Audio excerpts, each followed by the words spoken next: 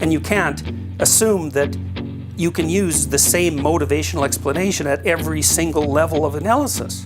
There is an old saying, no disguise could be better for the devil than the disguise of Christ himself. Imagine how dangerous it could be to confuse one fragment within yourself as all of who you are, as your real self, as your soul, or as your higher self. In a multi-dimensional universe, different dimensions operate according to different and often contradictory laws.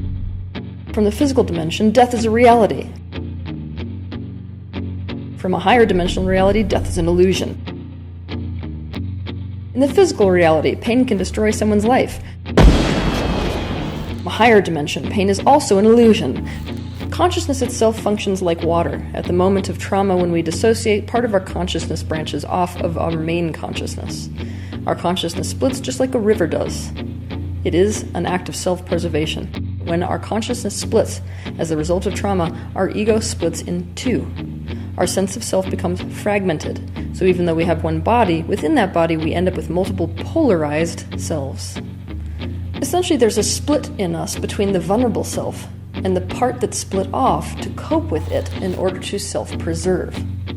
This is super important because if you imagine our consciousness is sitting in the middle of these two splits, our focus, we choose to identify with only one polarity. We don't identify with, we push away and suppress the aspect that we reject, deny, and disown.